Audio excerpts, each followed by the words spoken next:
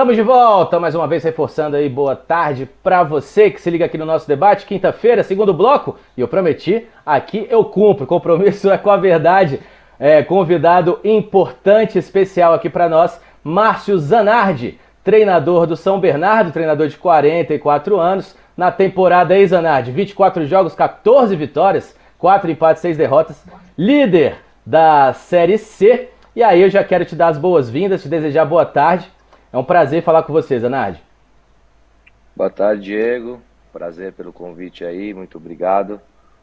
Espero poder contribuir, conversar bastante sobre futebol com vocês. Fernando, Felipe, é um prazer estar aqui com vocês também. Zanardi, queria começar fazendo uma perguntinha sobre essa novidade aí do São Bernardo na Série C. Lembro que conversando com o Graziani, mais uma vez citando aí Fernando Graziani, que falava sobre o orçamento do São Bernardo contrastar um pouquinho, né, ser um pouco maior que o dos rivais, e a excelente campanha no primeiro semestre, as altas expectativas do São Bernardo como um dos favoritos ao acesso, mesmo tendo vindo da D em 2022. Como tem sido essa experiência para o São Bernardo, até pelas longas distâncias e altos contrastes climáticos e de gramado aí no Brasileirão Série C? Verdade, eu acho que o grande segredo nosso é um trabalho já de 3 anos que o São Bernardo vem fazendo, junto com o Lucas Andrino, que é o nosso CEO. A gente tem uma manutenção dos processos, protocolos.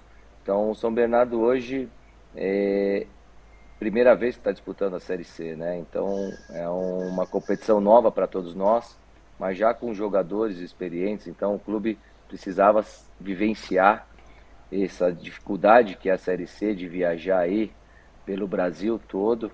Então, a gente está muito preocupado com a logística para poder se acostumar, chegar um pouco mais cedo, com antecedência nos locais para poder treinar 2 dias, 3 dias.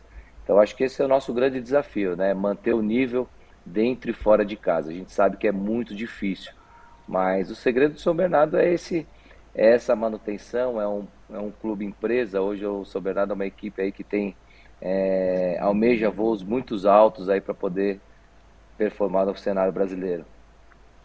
Tá certo. Felipe Rolim, Márcio Zanardi está aí à sua disposição. Nosso convidado. Que bom que o professor Márcio Zanardi está aqui com a gente. Boa tarde novamente, obrigado por estar aqui no nosso debate.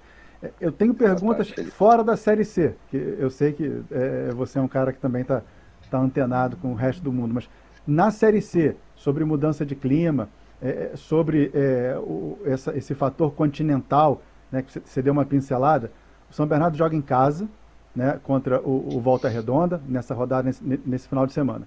Na outra rodada, São José, à noite, lá em Porto Alegre, que eu já dei uma olhada aqui nos aplicativos de tempo, vai estar ali 10, 11 graus no início do jogo. Aí você volta para fazer jogo em casa e depois seu jogo fora, no final do mês, é contra o Manaus à tarde. E lá ainda tem 1 hora a menos. E lá é verão, porque lá é hemisfério norte. Como que é isso? Eu sei que você jogou a Série D, você já jogou fora de São Paulo, mas qual é a diferença entre você pegar um sintético à noite no inverno de Porto Alegre e 15 dias depois estar jogando em Manaus? Como é que é isso? Logística, treino, o que muda ou não muda muito, Zanardi? Não, muda bastante. Essa semana nós fomos para Fortaleza e depois Belém do Pará. Nós chegamos em cima um dia antes, no jogo contra o Floresta. Nós não fizemos um jogo bom, não foi pela adaptação, mas a gente poderia ter chegado um dia antes, ter se preparado um pouco melhor com o clima, e já logo com o Belém do Pará nós somos 2 dias antes. A gente conseguiu fazer 2 treinos antes do jogo do Paysandu. A parte da performance mostrou os números que a gente conseguiu desempenhar um nível mais alto dentro desse jogo contra o Paysandu. E é um desafio muito grande para nós, né? Porque a gente volta para São Paulo também, aqui está bastante frio. Quando você tem muito calor, a desidratação, a alimentação, ela é totalmente diferente. Então, a adaptação do corpo, né? Eu tive jogadores agora contra o Paysandu que perderam quase 4 quilos dentro da partida. Caramba. Então, a recuperação é muito difícil. porque o nosso jogo foi às 8h30 da noite. 2 horas antes começou a chover, e aí depois veio um calor muito, aquele bafo, aquele calor difícil. Então, é um calor úmido. E é isso que eu acho que é o grande desafio, né? Da gente poder rodar um pouco mais o elenco, colocar realmente quem está melhor fisicamente também. Eu acho que esse é um segredo importante, porque a gente está indo para a nona rodada, vai praticamente metade dessa primeira fase nós estamos passando, e a gente vai ter que ser bastante cirúrgico para poder enfrentar esse frio de Porto Alegre, para depois jogar nesse calor de Manaus, lá no Amazonas, às 4 horas da tarde. Então, eu acho que é um desafio para nós também, né? A parte da... A gente tem 2 preparadores físicos, um fisiologista, a gente está aqui todos os dias discutindo os números, mas principalmente o feeling com o atleta, para saber realmente se vale a pena colocar algum num esforço maior, ou a gente controla e segura um pouco mais. Aí os desafios dessa Série C. Fernando Martinho, você já até fez um spoiler aí da sua pergunta no primeiro bloco. Eu tenho muitas perguntas aqui para o Zanardi. Primeiro, prazer estar falando com você, Zanardi. Parabéns aí pela campanha e pela tua trajetória. Uma pré-pergunta, essa é a sua primeira experiência no comando de um time profissional, né? Sendo o treinador principal. Aqui na Série C, sim, é a minha primeira Série C, né? Eu estou aqui no comando do São Tá, Bernardo há 2 anos, né? Então, é o meu segundo isso. brasileiro, que eu fiz a Série D e agora a Série C. Então, a primeira experiência que eu digo assim, é no comando de um time, né? No São Bernardo deu uma buscada aqui, né, na sua trajetória, e ela é preponderantemente na base, né? Categoria de base, e é isso que eu quero explorar na pergunta, por isso que eu queria checar contigo e de repente passou alguma coisa. Qual é a grande diferença? Claro que no São Bernardo você tem a vantagem de ter vindo da base do São Bernardo, assumido o time na Série C, conseguido o acesso, mas qual é a grande diferença de trabalhar na base para trabalhar num campeonato profissional de Série D, de Série C? Eu queria que você falasse da diferença desses trabalhos psicológicos, basicamente, com o ser humano. Eu queria que você trouxesse isso para a gente. Eu acho que na categoria de base nós estamos mexendo com a formação e principalmente formando cidadãos, né? A gente acaba sendo referência, a gente acaba sendo o treinador, o pai, o amigo e o professor. A gente tem que sempre mostrar o caminho certo e a gente acaba influenciando, principalmente no perfil do atleta, mostrando coisas, caminhos bons e caminhos ruins, né? Então, na base a gente não pode jogar pelo resultado, e sim, principalmente na formação. No profissional, você já está lidando com homens, você já está lidando com profissionais que já ganham salários altos. Eu acho que a gestão de pessoas ali, eu sou formado e eu fiz MBA em gestão de pessoas para poder saber lidar com o ser humano, saber lidar com o profissional. Você está mexendo com o jogador praticamente pronto, né? Então você tem que ser muito verdadeiro, porque aqui no profissional você não pode falar uma coisa e não cumprir, não fazer.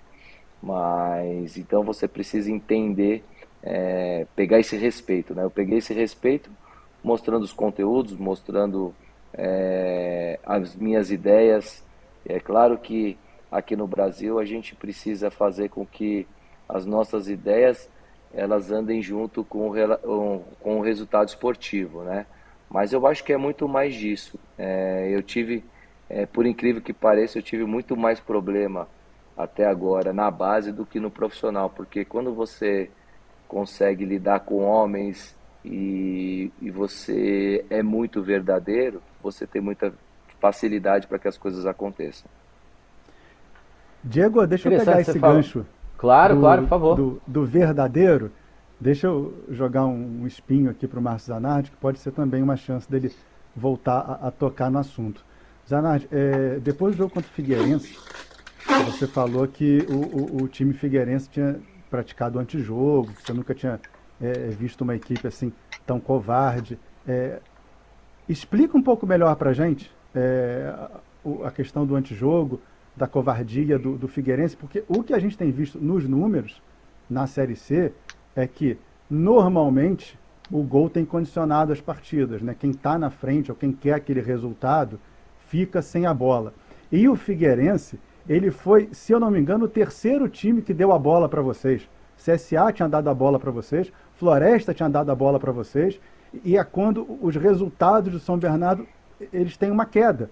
Porque as 4 vitórias seguidas do começo da Série C são todas ali com o São Bernardo, ali com 35%, 40% da posse. Essa entrega do Figueirense da bola para vocês, e a catimba, a cadência, o Figueirense muito recuado, foi uma irritação além do normal depois do jogo, ou você mantém o discurso, Zanardi? Na verdade, foi até bom você tocar nesse assunto, porque a gente sabe que a repercussão que deu, e na verdade, assim, a gente no calor do jogo, eu acabei até me expressando mal, porque cada treinador tem a sua estratégia, né? Isso aí faz com que cada um, se você marcar em bloco baixo, médio, sair em transição, se você, isso depende. Eu como treinador, eu preciso ter a capacidade de resolver problemas, né? Então foi isso que aconteceu, né? Só que eu saí muito bravo com a arbitragem, porque assim, no primeiro tempo, eles deram, se eu não me engano, 2 de acréscimo no primeiro tempo, sendo que o Figueirense não queria, abriu mão de jogar, deu a bola pra gente e começou a fazer o antijogo. Só que no segundo tempo, continuou da mesma forma. Só que quando a gente faz o gol, aí eles começaram a querer jogar. Mas faz parte do jogo, né? Eu até mandei uma mensagem, pedi desculpa para ele, porque eu acabei me expressando mal, que eu não tenho naquele momento falar de covardia, de falar que foi isso. Não tenho nada com a instituição do Figueirense. Mas assim, faz parte. O futebol, eu sempre falo para os meus atletas que é um tabuleiro de xadrez, que a gente precisa ser inteligente, mexer as peças. Isso parte da minha estratégia, então cada um tem a sua. Então foi a única coisa que aconteceu e muito pelo contrário. Agora, é claro que quando você toma um gol, tem alguns times que vão se defender mais, vão esperar mais e a gente precisa ser inteligente de não tomar o gol cedo para poder ter o volume, ter o controle do jogo. Mas depende, isso aí é de modelo de cada treinador. Então foi muito mais ali do calor do jogo e tenho certeza que já tenha sido resolvido. Rolim falava aí sobre o desempenho da equipe. A gente tem uma arte sobre o desempenho do São Bernardo nessa Série C. Vamos colocar na tela aí para ilustrar o que a gente tem falado. Posse de bola, 50,5% em média. Marcou 12 gols. É o segundo melhor, perdão, né? Não li o parênteses direito. Segundo melhor ataque da competição. 7 gols sofridos, terceira melhor defesa. Finalizou 105 vezes. Quarta melhor do Brasileirão Série C.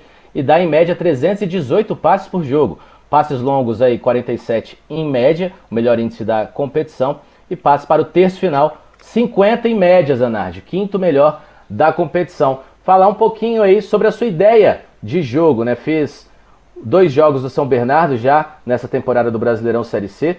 Muitas vezes marcando em pressão alta, muitas vezes buscando uma transição mais veloz. E muitas vezes durante o jogo com suporte de linha em triangulações, né? Queria que você falasse um pouquinho sobre essa sua ideia de jogo e as leituras, como você falou, do jogo de xadrez, você ir entendendo o que é melhor para sua equipe, dependendo do contexto apresentado.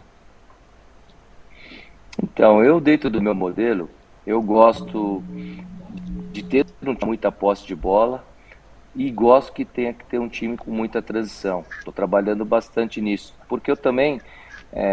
eu jogo com 3 zagueiros, mas os meus 3 zagueiros sabem jogar e sabem ter o domínio da articulação e criar jogadas. Então, assim, dentro dessa movimentação, a gente acaba jogando os alas pelos lados e a gente acaba pisando na área com 5 jogadores da primeira linha, mais os 2 médios por trás. Então, isso faz com que, quando você joga contra uma equipe que joga com 2 linhas de 4, se a gente conseguir balançar rápido as bolas, mudar o corredor, a gente consegue ter superioridade do lado oposto. Então a gente começa a trabalhar essas triangulações, sempre as induções. É claro que muitas vezes não dá certo, se a bola não entra, você acaba tendo que ter mais paciência, tem que rodar, e isso faz parte, a gente tem que ter muita resiliência, né? E quando a gente defende, a gente trabalha muito no 5-4-1, a gente baixa bastante o funil, a gente fala que protegendo aqui o funil, que é a entrada da área, deixando o time adversário jogar por fora, e se ele jogar por dentro, a gente terminar a finalização em 4, 5 segundos. Então, eu gosto muito desse modelo um pouco hoje, que a gente fala jogar em transição e tendo posse, né? Porque eu acredito que eu não gosto de modelo engessado, né? Eu dou muita liberdade para os meus atletas para tomarem as melhores decisões.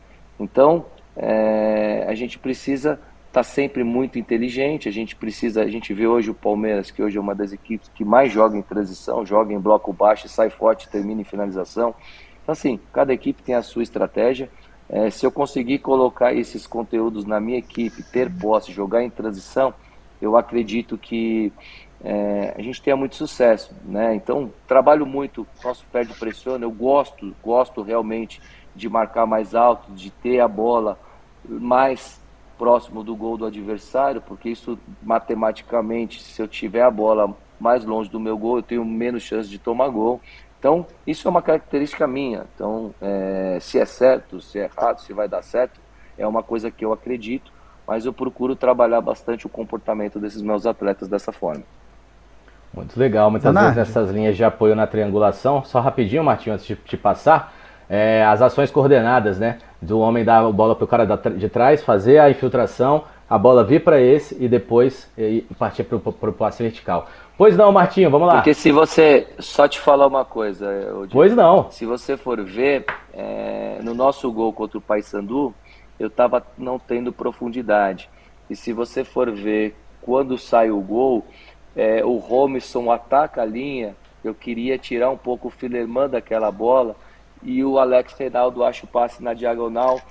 E aí quando o Paulão sai para marcar o João Carlos, eu coloquei o Bruno Santos por trás para fazer a pisada na área. Então, assim, quando você consegue fazer essas induções e dar certo, é muito trabalho, né? Que às vezes as pessoas não percebem, mas a gente tem que fazer, jogar com bola e sem bola. Diego, perfeito, rapidinho, porque fui eu que comentei esse jogo e eu queria exatamente tocar nesse assunto.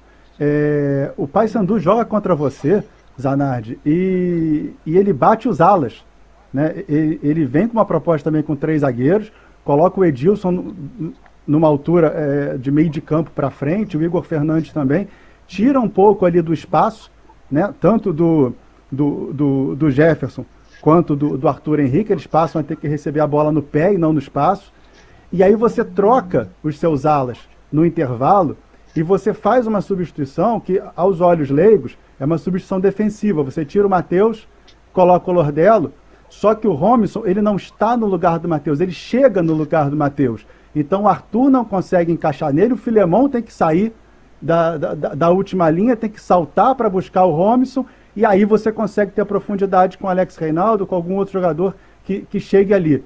E no final do primeiro tempo, eu até falei sobre isso, eu falei...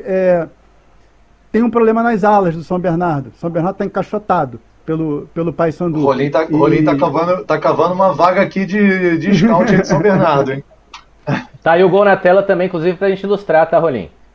Não, e aí eu queria que o Zanardi falasse exatamente sobre isso, sobre essa mudança do primeiro para o segundo tempo e essa mexida na defesa do Paysandu, porque ali o encaixe defensivo do Paysandu não existia, ele desmontou, porque o João Carlos chega numa bola com tempo e espaço, e a bola sobra para o Bruno Santos, ainda com, acho que era o Arthur ali, porque o Edilson já tinha saído correndo para encaixar e não tinha encaixado. Não, era o Wanderson. Era o Wanderson. Era o Wanderson, porque você começou a mexer desde o meio de campo neles. Exatamente. Então, assim, quando eu troco os meus 2 alas, porque tanto o Davi quanto o Alex Reinaldo, eles são muito mais ofensivos e eles Sim. são mais profundos. E aí quando eu tiro o Matheus e coloco o Romisson, ele é um cara que joga como segundo volante, mas ele joga naquele espaço como um meio atacante. Ele flutuou muito. Ele infiltra naquela primeira linha e segunda linha do Paysandu, que eles estavam dando um espaço maior, e eu poderia ter colocado um atacante rápido para dar muita profundidade, mas eu ia perder a posse de bola por dentro. E o Romisson fez isso com maestria, e a gente conseguiu ter o domínio do jogo. E aí quando eu coloco o Lordelo, É claro que eu precisava ter um cara para poder liberar um pouco mais o Rodrigo. Então, eu tinha que fazer 3 mexidas para mexer realmente na defesa e confundir um pouco mais, porque a gente não estava tendo superioridade e a gente estava um pouco mais passivo, né? Então, graças a Deus deu certo e as coisas andaram. E a gente quase num outro momento, o Bruno teve uma mesma chance ali, ele acabou perdendo o gol, que foi uma metida de bola do João Carlos. Então, era para a gente ter feito o segundo, mas foi um bom jogo, acho que a gente conseguiu sair aí com um resultado importante lá de Belém. Eu achei A gente perfeito, tá porque vendo... o time ganha profundidade e ao mesmo tempo ali com o Lordelo você transforma o meio campo ali num lugar de força. E aí num time que tem o Giovani, que tem o Robinho, no segundo tempo com todo mundo mais desgastado já, porque o gramado dava para jogar, mas estava pesado, eu vi a chuva que caiu antes do jogo, e aí você transforma Perfeito. o jogo no segundo tempo. É isso aí. Perfeito, a gente viu aqui no Ilustre, inclusive, né, falava das ações coordenadas, quando vem o lançamento, o passe, o desvio, né, porque ele já sabia que o Bruno Santos estava infiltrando, o Bruno Santos marcando aí o seu 5º gol. Martinho, perdão, hein, Martinho, tô te devendo aí 2 perguntas, Martinho. Não, vamos lá. Primeiro eu vou defender meu time aqui, né? Rolim, fala menos, porque daqui a pouco o Zanardi vai te puxar pro time deles e a gente vai ficar desfalcado aqui. Você tá dando relatórios aí, pô. Acho que vai ser o contrário. Ele que vai querer vir te entrevistar, dependendo do adversário ali. Mas eu quero falar justamente de... Fala. Não, você sabe que é legal você discutir e vocês saberem também. É importante essa troca, porque só quem ganha com isso é o futebol, são as pessoas que estão assistindo. Isso é muito bacana, porque o futebol não é só 11 contra 11, tem várias estratégias e você precisa ter capacidade de entendimento, né? Já de ser torcedor, comentarista e entender o jogo, né? O que está acontecendo ali dentro. Claro. Eu ia falar um pouco disso, né? Você falou das suas convicções, das suas predileções, né? Aquilo que você prefere, das suas ideias. Mas esse ano você enfrentou um time que você até citou, né, como exemplo assim, de que um time que joga em transição, né, com blocos e tal, que é o Palmeiras. Você enfrenta um Palmeiras, que é um dos melhores times da América do Sul aí, nos últimos 3, 4 anos, e você agora está com um desafio, né, subiu da D para C, de jogar com times ali mais ou menos no mesmo nível, né? Assim, você muda muito, Márcio, quando você vai enfrentar um Palmeiras, essas suas convicções, você adapta elas de acordo com o adversário, ou você se mantém ainda muito fiel a essas convicções, como eu estou chamando? Eu estou há 2 anos jogando com essa plataforma e esse modelo de jogo. Todo mundo já sabe como eu jogo, mas eu me preocupo. Não existe um time imbatível. Existem estratégias. Por exemplo, o Palmeiras, antes de eu tomar o gol, a gente fez uma movimentação que o Rafael Vaz achava um passe por dentro para o Léo Jabá, e o Léo Jabá ia fazer um corta-luz e o Felipe Marques ia atacar o espaço. Nós treinamos essa jogada que a gente sabia que o lado direito do Palmeiras era onde era mais vulnerável, ali com o Murilo, principalmente que ele ia sair para caçar nas costas do Gustavo Gomes. E a gente fez a movimentação, só que nós não fomos capacitados, nós perdemos o gol e aí depois nós tomamos um gol. Então eu acho que essas estratégias são importantes. Eu não posso mudar, por exemplo, a equipe do Palmeiras. Eu tirei o Palmeiras de uma zona de conforto. O Palmeiras sim mudou. O Palmeiras ali, o Abel colocou o Tabata para jogar, principalmente que estava vindo o Hendrick, e ele colocou realmente um meio atacante para flutuar na linha dos meus três zagueiros. Então ele também mudou a estratégia dele, muito parecido com o que eu fiz com o Ronison. Então o futebol hoje não dá mais para você esconder. E outra, eu também não sou um cara que, se não está dando certo, não vou mudar, vou morrer abraçado com as minhas convicções. Não, eu me adapto, eu mexo, mas eu gosto muito desse modelo porque você acaba atacando, marcando muito forte. A gente trabalha muito essa parte de perde e pressiona. Então, eu gosto muito dessa forma. Quando eu preciso ganhar o jogo, eu tiro um zagueiro, coloco mais um por dentro, ou um lateral, ou mais um atacante ali. Enfim, são situações que a gente vai fazendo, né? Mas assim, eu não mudo minha forma de jogar. Vocês já viram aqui, nós tivemos 5 jogos fora de casa eu joguei da mesma forma, joguei agredindo, joguei tentando ganhar o jogo. Isso é uma característica minha. E aí eu preciso que os meus jogadores precisam ser mais inteligentes dentro de alguma situação para poder sair fora daquela mesmice, daquela. Porque não adianta só espelhar, eles espelharem marcação homem a homem. E aí a gente consegue é até mais fácil sair da marcação quando está na marcação individual. Então, eu tenho as minhas convicções, eu acredito nela e eu só procuro ler o jogo aonde as equipes tenham mais dificuldade, onde eles podem sofrer mais o gol, como a minha equipe também pode ter essas dificuldades, né? A gente tem uma arte com o perfil do Márcio Zanardi aqui preparada também pela nossa equipe. Vou colocá-la na tela aí também para inspirar novas perguntas. Vou voltar essa bola no Martinho depois. 44 anos, dirigiu equipes de base do Corinthians e do Santos no comando do São Bernardo desde 2021. Campeão da Copa Paulista daquele ano, conquistou o acesso para a Série C em 2022. Beijou caneco nacional já, Martinho. Não, pois é uma trajetória por isso que eu chequei, né, antes de perguntar, uma trajetória aí no futebol de base, né, e quando você vai para o profissional, eu acho que talvez aí é a pergunta que eu queria te fazer no final, a diferença que tem de um clube empresa para um clube social que a gente conhece, né, um clube de massa, dessa diferença. Eu acho que você tem mais espaço para trabalhar essas suas ideias, Zanardi, sendo um clube empresa, do que se fosse num clube, de repente, de grande torcida, enfim, dos grandes centros aí? Então, só para passar um pouquinho, eu trabalhei 8 anos no Corinthians, né? Eu passei por todas as categorias, desde sub-11 a sub-20. Trabalhei no Santos, no 23 e no 20, trabalhei no Guarani, na Portuguesa, fiquei 4 anos fora do Brasil, em Dubai, fazendo ali no Al Nassr, trabalho na base. Quando eu aceito vir para o São Bernardo, eu vim para cá porque quem pegou o São Bernardo foi o Grupo Magno, que comprou o São Bernardo em 2020, e eles me fazem um convite para montar um sub-20, uma metodologia na base, e com um projeto no profissional. Não tenho dúvida nenhuma que é muito melhor você trabalhar num clube empresa, num clube que tem SAF, onde tem donos. Hoje eu discuto o futebol, os processos, os protocolos com o dono, com o Lucas, que é o CEO, e mais um gerente de futebol. São só nós três que tomamos as decisões.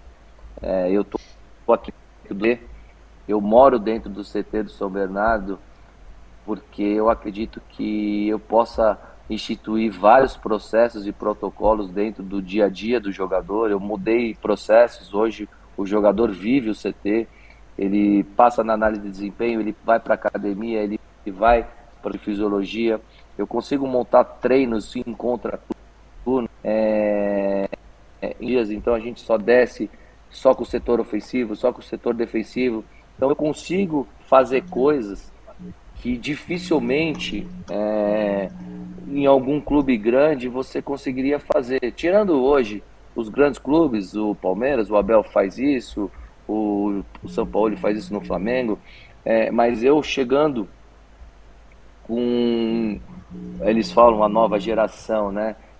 Sempre precisando mostrar o seu trabalho, claro que você teria um pouco mais de dificuldade. Mas sem dúvida nenhuma, eu não tenho diretoria, eu não tenho conselheiro, eu não tenho pessoas que possam ficar atrapalhando os trabalhos. Então, assim, eu dou satisfação para 2, 3.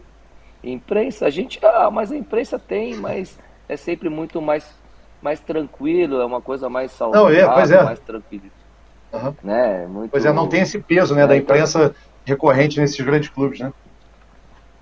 Então, assim, a proporção é bem menor, então, assim, eu acho que é muito bacana porque eu consigo colocar, né? Eu, em 2016, eu fui fazer um estágio com o Bielsa lá no Leeds, e o Bielsa tinha pedido para construir uma casa no CT do Leeds, e eu fiquei perguntando por que ele fez isso. Ele falou, porque eu quero fazer as minhas reuniões aqui, eu quero viver.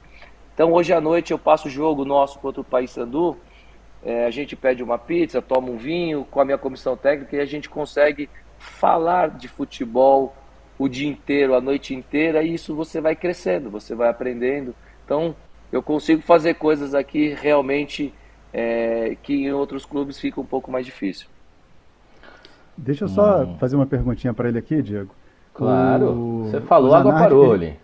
Ele passou pelo Santos, e ele falou do Bielsa agora, no Santos ele era do Sub-20 quando o Sampaoli estava lá, e ele deu uma entrevista muito bacana, não o Sampaoli, o Zanardi, para Placar em abril, falando do treino de sparring, que é um negócio muito legal. Quando eu passei por clube também, a gente já tinha a filosofia de usar treino de sparring toda semana, e aí eu vi que o Zanardi também foi chamado para fazer sparring para o time do Sampaoli de cima, que é espelhar o próximo adversário. Mas a entrevista é ótima, mas deixa eu pegar um pedaço aqui, Zanardi, que você fala, não, eu falo inglês, eu me preparo, quem sabe eu não estou um dia na Champions League. Qual é para você o peso dessa frase, Zanardi? É realmente um desejo? É um objetivo? E como é que está esse caminho até uma Champions League hoje para um técnico brasileiro, já que o técnico brasileiro ele vem perdendo espaço mundialmente, né? Eu sempre brinco que até hoje o técnico brasileiro que foi mais longe numa Champions foi o Zico, que nem técnico em tempo integral ele é, né? O Zico ele trabalha em todas as camadas do clube dele no Japão, e ele faz outras coisas da vida, né? Além de ser técnico. Não estou diminuindo ele como técnico, estou dizendo que ele tem menos tempo ou menos prioridade para treinar do que os outros. Mas você fala isso numa entrevista, né, sobre a Champions League. Isso é um foco, é um objetivo? Você botou meta? Isso é um desejo? E como é que está o caminho dos técnicos brasileiros para a nova geração pensar em treinar lá fora? Cara, eu acho que isso é um sonho. Sonhar, todo mundo pode sonhar o que quiser. Eu procuro me preparar, né? Eu hoje estou fazendo a licença da UEFA, né? Eu acabei a licença Pro aqui no Brasil, eu fiz todas as licenças, então eu procuro sempre me especializar, buscar conhecimento. Isso não quer dizer que eu tenha a licença que eu vá participar de uma Champions League. Eu acho que eu preciso, dentro da minha carreira, desde quando eu comecei, eu sempre comecei por baixo, e eu tô galgando, eu tô fazendo um alicerce na minha carreira, me preparando. Eu morei fora do Brasil, estudei fora, falo inglês e procuro me preparar para poder falar a língua da onde você vai estar, pelo menos. Eu acho que ficou um gap aí fora dos treinadores brasileiros de ser um pouco resistente a se preparar, né, a buscar conhecimento, porque o conhecimento nunca é demais. Se você tem convicção do que você sabe, qual é o problema de partilhar e compartilhar isso com os outros? Se você tem segurança, não tem problema nenhum. Então, assim, eu sonho em chegar um dia, por que não? Não sei se eu vou chegar, mas eu procuro fazer o meu melhor, eu procuro me preparar para quando, se por um acaso eu tiver uma oportunidade, se Deus me iluminar e eu puder ter uma oportunidade, eu poder me sustentar, porque quando eu faço 14 anos de carreira de categoria de base, eu queria chegar no profissional preparado para poder me sustentar no profissional. E é claro que é uma virada de chave bem diferente, e você acaba sendo sempre uma interrogação, porque você é um cara novo, você é um cara que, será que o jogador vai querer te trazer pelo colo, vai querer, será que esse cara novo vai querer inventar a roda? Enfim, e eu vim colocando os meus processos, eu vim colocando os meus conteúdos. Realmente, hoje o jogador, ele entende do jogo, não dá mais para você fazer churrasco, rachão e não agregar em conteúdo em nenhum lugar. Eu acredito nisso, nada contra quem faça, mas eu também faço churrasco, mas eu treino pra caramba, eu passo vídeo, eu passo todas as minhas análises, eu mando diariamente vídeos para os jogadores individuais, então a gente tem um departamento. Então, assim, eu acho que essa gestão tem que ser muito importante, né? E é cultural. Hoje, quando eu cresci com futebol, a gente falava jogador de futebol, hoje é atleta profissional. Então, hoje os meus jogadores, eles estão descansando aqui no CT, porque 4 horas tem um trabalho no turno contrário. Porque precisa se dedicar, precisa descansar, precisa dormir, precisa se alimentar bem. Então, eu me preparo para isso e quem sabe se eu tiver oportunidade eu possa ser um treinador brasileiro que possa chegar num momento desse tão grande. Acho que isso é de cada um e cada um tem que se preparar cada vez mais. Zanardi, hoje o São Bernardo tem um aproveitamento de 66%. Se mantiver essa linha até o final, chega aí a 37 para 38 pontos, que é uma pontuação de líder da primeira fase. Ano passado, Mirassol, Paysandu e ABC ficaram com 33 empatados ali, separados por critérios de desempate. É uma obsessão sua ficar na liderança, se faz muita diferença para você ou não, porque dito isso, São Bernardo vem de 2 jogos sem vencer. Você é um gestor de pessoas, como trabalhar isso na cabeça do seu atleta também para eles saberem que é normal oscilar. E esses 2 jogos que não venceu foi sem o Léo Jabá, também o peso da ausência do Jabá na sua equipe. Então, esse campeonato é um campeonato bem peculiar, né? Porque você tem que classificar entre os 8, porque você sabe que a partir dos quadrangulares já se torna um outro campeonato. Não adianta, a gente viu aí, só o Mirassol classificou em primeiro, Figueirense e Paysandu, teve o Vitória se classificou no final e subiu. Então, nem sempre se você for o primeiro, o segundo, isso quer dizer que você vai conseguir classificar e ter o acesso. Mas é importante, a gente cria alguns métodos aqui, uma mentalidade vencedora. Eu gosto que os meus atletas tenham esse vício de vencer, eu acho que é importante. Eles se sentem incomodados quando a gente não faz um resultado positivo, isso é normal. Quando a gente perde, que nem hoje nós na reapresentação montei os vídeos, passamos os que nós fizemos de errado, o que nós precisamos corrigir, já ficou para trás e a gente vai para o campo trabalhar. Eu acho que isso é o mais importante. E o Léo é um cara muito importante, é um cara que tem um peso, né? Ele mesmo às vezes jogando mal, ele consegue deixar algum ponto de interrogação no adversário, mas nós temos jogadores importantes, estamos trazendo novos jogadores também. Eu acho que é importante o clube também estar atento no mercado, se mexer principalmente quando está nessa primeira colocação, não achar que já está tudo bem, porque ainda tem bastante lenha para queimar. Então, é trabalhar, eu tiro eles da zona de conforto o tempo todo.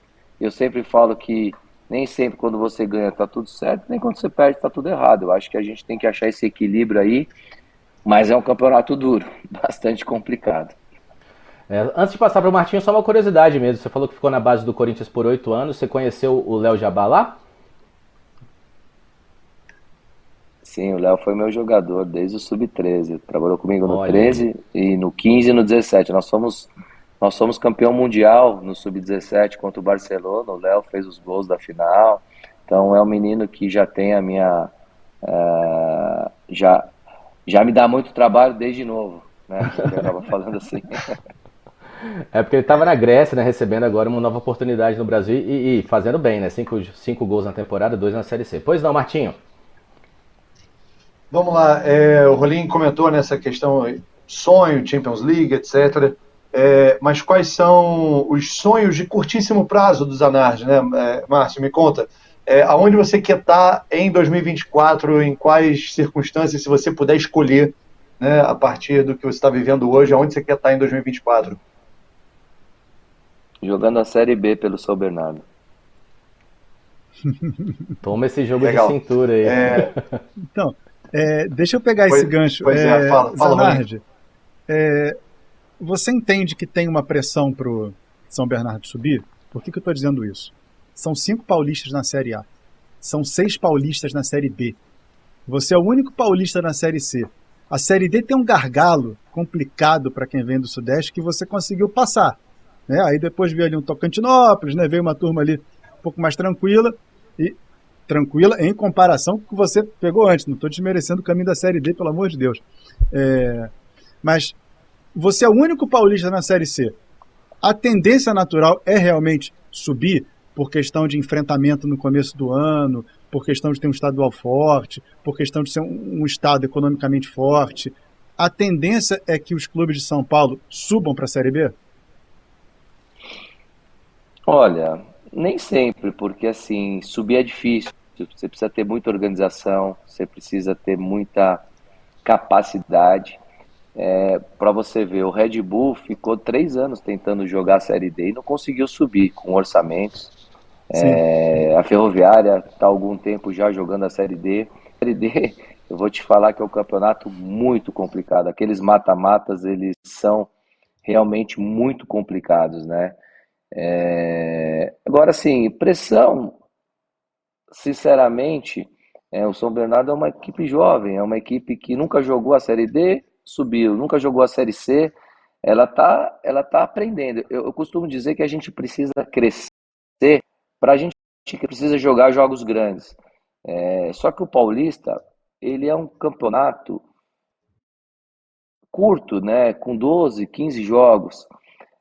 O brasileiro já são 19 jogos, mais os quadrangulares. Então, assim, o clube está crescendo, ele precisa crescer também nos aspectos de setores, de profissionais. O clube está entendendo essa situação de elenco, de se preparar. Hoje o São Bernardo comprou um CT, está montando um CT muito parecido com o CT do São Paulo, está em construção. É um clube que quer chegar numa Série A, mas é difícil, né? Você cravar se vai chegar, se não vai. O futebol ele é apaixonante porque nem sempre o melhor vence. Tem um monte de situações que acontecem ali que são coisas que fogem do nosso controle, né?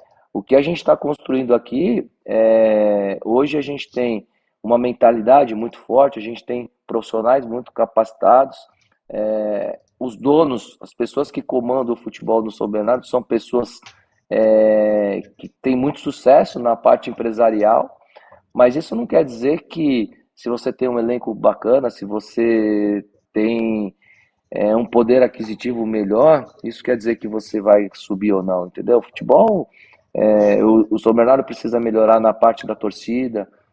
A gente sabe que a gente está jogando com os nossos estádios mais vazios e isso faz muita diferença. Você joga ali contra o CSA, contra o Náutico, contra o Remo, contra o Paysandu, enfim, você só joga fora com torcida, uma pressão danada.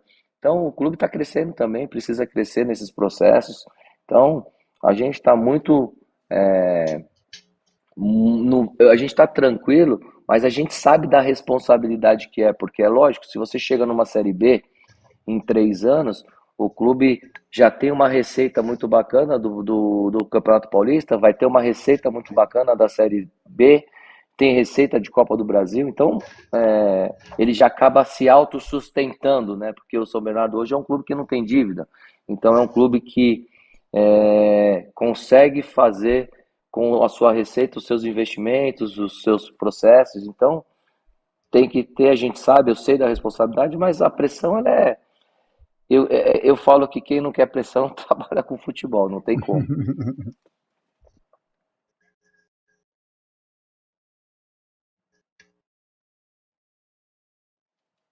Diegão, acho que você está mudo. Deixa Tava eu. mutado aqui, ou pra ouvir o cara, né, também. O Bernou, que é um menino, né, Martinho? 19 anos aí, desde a sua fundação. Tinha passado a bola pro Martinho, perdão. Não, não é sempre bom estar falando assim, né, com o técnico que está despontando no cenário, e ele falou bastante sobre a questão, né, da licença UEFA. Hoje no Brasil a gente sofre, não no sentido de sofrer, né, mas de estar acontecendo, né? Também usar um Zanardi termo fez horrível AFA que é também, não fez? invasão. Fiz a AFA, fiz a AFA. Tá? Então, eu ia usar um termo também horrível, que é a questão da invasão, né? Não é uma invasão, é simplesmente um fluxo, né, de mão de obra. A gente sempre teve brasileiro trabalhando muito no Oriente Médio também, enfim, mas eu queria que você me falasse da licença UEFA que você falou que tirou, aproveitar também o gancho da AFA, o que de fato você teve de aprendizado nesses cursos, nessas licenças? São só uma chancela ou tem muito conteúdo ali imprescindível, Zanardi? Então, Estou fazendo agora a licença B da UF, tá? Então a gente está fazendo online, sou agora faz 2 meses, e eu vou fazer esse ano todo e aí Portugal para terminar presencial. A da AFA é muito mais conteúdos, né? Muito mais parte tática, tem muita parte teórica, é um pouco diferente, Por que eu quis fazer a AFA? Eu quis saber por que que os argentinos eles conseguem ter um mercado maior na Europa. Aí eu procurei saber e fui fazer a da AFA. Então, eu acho que tem um pouco de resistência, principalmente pelo brasileiro, né? O brasileiro lá fora é tido como preguiçoso, como o esperto, tem essa leitura, né? Eu acho que vai da gente mudar essa ideia, né? Eu, quando eu fui trabalhar lá fora, a gente conseguiu mostrar realmente o que o brasileiro é capaz de fazer. Então, tudo tem, eu acho que não deixa nada a desejar. O que deixa é você vivenciar. Eu tive com o Sampaoli 1 ano e 2 meses no Santos. O que eu posso falar de diferente? Cara, o cara chegava às 7 horas da manhã no clube e ia embora às 11 horas da noite. A comissão técnica vivenciava o clube full time. Os caras queriam informação, os caras detalhavam o adversário, a gente já tinha, sabe, a gente discutia no almoço, no jantar, futebol, o que melhorava isso, o que poderia melhorar aquilo. Então, assim, eu acho que esse interesse deles fez com que eles tivessem um pouco mais de abertura. Eu acho que hoje o que me deixa muito preocupado é por que o dirigente contrata o europeu. Ele tem convicção do quê? Ele está só copiando, mas ele está contratando um treinador que tem uma metodologia, que é um cara que gosta de jogo posicional, é um cara que gosta de atacar a bola, é um cara que gosta de ter a bola. Porque ele contrata um cara dessa forma, e daqui a pouco ele contrata um outro cara que é totalmente ao inverso do que ele contratou. Então, assim, não tem nem convicção do que ele quer. E às vezes é da mesma nacionalidade, às vezes, né? Contrata só porque é português, né? É disso que você está falando. Porque assim, tem treinadores brasileiros bom pra caramba? Tem demais. Tem ruim? Tem demais. Português tem bom e tem ruim, argentino tem bom e tem ruim. Cara, eu acho que você precisa não olhar o passaporte, você tem que olhar os trabalhos, o que essa pessoa faz, o que essa pessoa vai agregar, o que ele vai entregar. Que nem, por exemplo, eu no Santos, eu fui questionar as pessoas lá, falei, o São Paulo não deu uma palestra para a categoria de base. Ele ficou 1 ano e 2 meses e eu fui o único treinador, não sei como, mas como eu estava provavelmente ali no 20, no 23, que pude ter acesso ao dia a dia dele. E aí, eu com o meu trabalho, esticava a fita, colocava a cone, sempre muito à disposição. E aí, de uma hora para outra, sempre um pouco encherido, que eu perguntava, eu queria saber o porquê. Então, assim, eu ficava no dia a dia. O meu resultado esportivo no Santos foi muito ruim. Mas o que eu ganhei de estar com um cara que pensa futebol 24 horas, que é maluco daquele jeito, nenhum estágio ia pagar. Então, mas assim, o Santos não chegou por ele e falou assim, olha, você vai lá, você vai fazer palestra para todos os treinadores.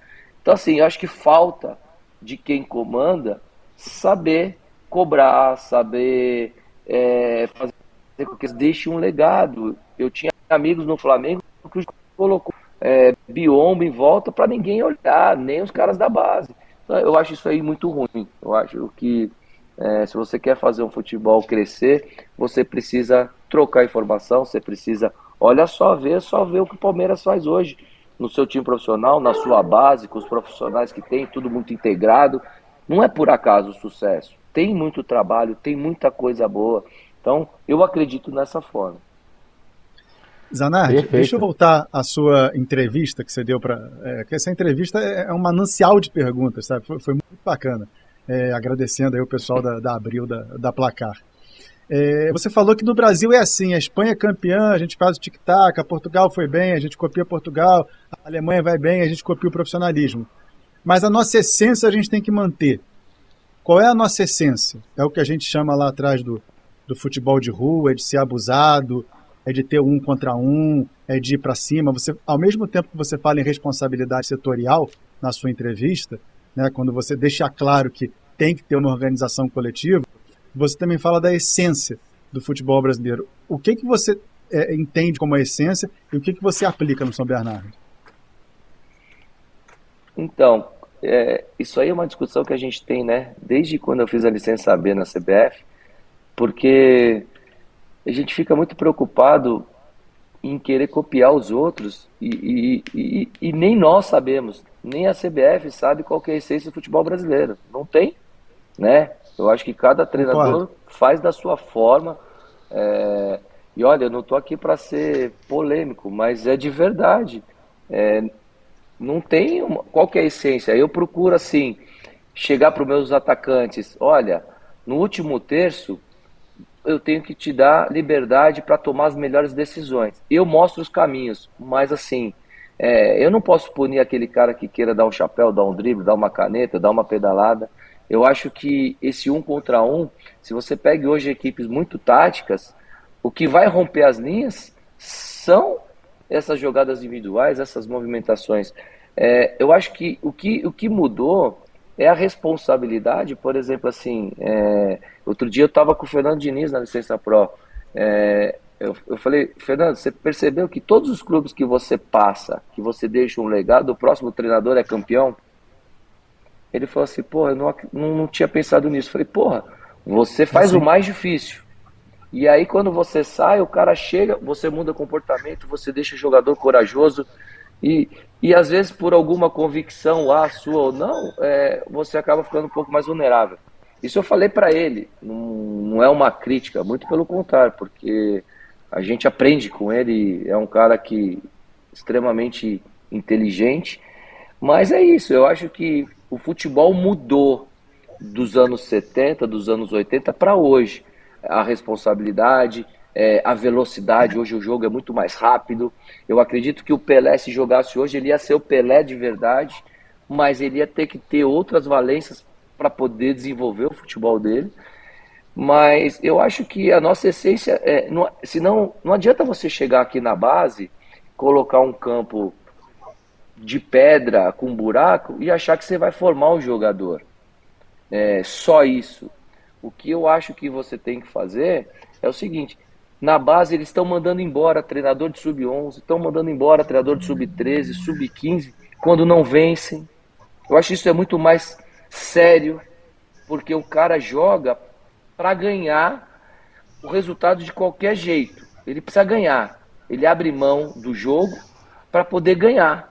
E aí, quem perde? Somos nós, que aí chega o jogador lá grande, que só sabe fazer bola longa, só sabe jogar na força. Quando eu aprovei o Pedrinho no Corinthians, me chamaram de maluco, que ele era pequeno, pequenininho, e ele não tinha condições. Ele foi a maior venda para o Shakhtar Donetsk do Corinthians. Sim. Ele foi por 50 e poucos milhões. Então, assim, ali era convicção. É um jogador que resolve problemas, é um jogador que é um camisa 10 de verdade, é aquele meio armador que realmente acha passe, coloca o jogador na cara do gol. E eu tive que montar uma equipe para o Pedrinho poder jogar. Mas assim, eu não podia colocar o Pedrinho para marcar os meias, os laterais, que eu ia matar ele. Mas uma sombra, ele poder me ajudar em algum momento dentro do jogo era importante. E a gente foi criando comportamento. Então, se nem a CBF sabe qual é a essência do futebol brasileiro, não sou eu.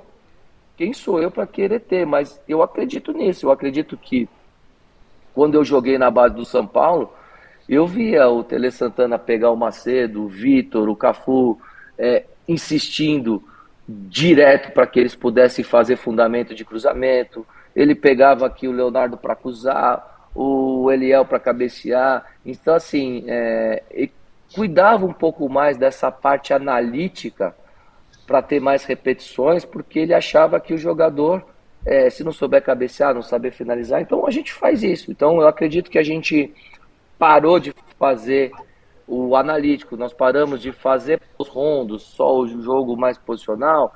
Eu acho que a gente tem que fazer tudo isso, mas a gente tem que lapidar melhor os nossos jogadores, que os nossos jogadores brasileiros sejam mais responsáveis dentro do jogo, entendeu? Então assim, o Léo Jabá, ele é um grande atacante, mas ele tem função defensiva também, e é isso que eu preciso passar para ele. Eu acho que é isso que o europeu, porque o que o europeu faz? O europeu é muito forte fisicamente, o europeu é muito forte mentalmente, ele tem uma parte física monstruosa. Eles se prepararam do jogo para ganhar só da qualidade. Só qualidade não ganha jogo. Então é isso que eu preciso, que eu faço, que eu consigo colocar e que eu tento colocar nos meus clubes. Entrevista muito rica, viu, Zanardi? Você já falou de Sampaoli, já falou de Bielsa. Quero saber qual é a sua maior referência como treinador. Até porque você fala muito de situações de campo, os mini-jogos, o processo, suas situações mais preferidas, né, de desempenho. Então, mas também você tem a preocupação com a gestão de pessoas. Quando alguém me pergunta sobre isso, né, as discussões geralmente são rasas, né? O pessoal acha que o futebol é preto no branco, acho que até muito por causa de videogame. Mas é muito importante você ter essa gestão e muito importante você ter o campo. Quando junta os dois, aí vem sucesso por aí. Então, dentro disso que você já mostrou que é importante, qual é a sua principal referência? Se for um treinador internacional, ótimo, também quero saber, mas um brasileiro aí que também conta com a sua admiração. Tele Santana e Felipão. Eu quando subi no profissional, eu tinha 16 anos, eu fiz alguns jogos treinos, eu tive a oportunidade de conhecer o professor Tele Santana.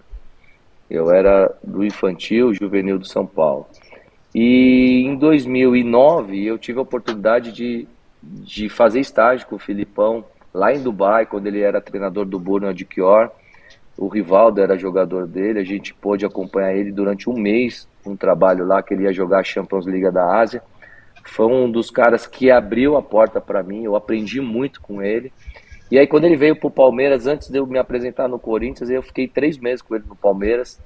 Foi um cara assim espetacular, foi um cara que eu pude perguntar, pude aprender. Esses dois brasileiros, Tele Santana e Felipão, são duas pessoas aí, sem dúvida nenhuma, que eu uso como referência para a minha vida. Perfeito, a gente já está com o Márcio Zanardi aí por 1 hora, agradecer o seu tempo, né, Zanardi? Esprememos aqui tudo que você podia falar, até por conta do tempo mesmo, a gente vai te liberar, o conteúdo está excelente. Quero agradecer mais uma vez aí a sua presença, a sua participação, parabenizar pela campanha em todo 2023, né? Segunda melhor campanha no Paulista, acabou esse cruzamento muito louco, né, do Campeonato Paulista, que você enfrenta o time da própria chave, acabou caindo logo contra o Palmeiras do Abel, que é fã do Tele Santana, e também liderança na Série D, na Série C, perdão, na Série D, que foi campeão. A gente agradece a sua participação, uma honra realmente, parabéns e sucesso na sequência de 2023. Poxa, eu que tenho que agradecer aí o convite, sabe que acho que essa correria aí que é a nossa vida do futebol, mas a gente sempre tem tempo para conversar, para discutir, para mostrar quem nós somos, o que nós estamos fazendo, dar os parabéns para vocês aí, porque vocês também têm um conteúdo muito bacana, eu acho que isso faz com que a gente cresça cada vez mais e possamos melhorar realmente. Eu acho que esse é um desafio do nosso futebol, com pessoas aí capacitadas, né? Felipe, Fernando, Diego, obrigado pelo convite, estou sempre à disposição de vocês, é um prazer de verdade poder estar aqui e podem contar comigo sempre que quiser. Valeu, obrigado aí por tudo. Muito obrigado. Aí conversamos com o Márcio Zanardi, treinador do líder do Brasileirão Série C, onde a maior cobertura está aqui no nosso futebol. 4 jogos por rodada aqui na nossa grade do canal 24 horas, todas as partidas no nosso futebol, mais um joguinho por rodada no YouTube. A gente vai para um rápido intervalo. Na volta vamos falar aí de Nations League e também do futebol internacional. A gente já volta, não sai daí.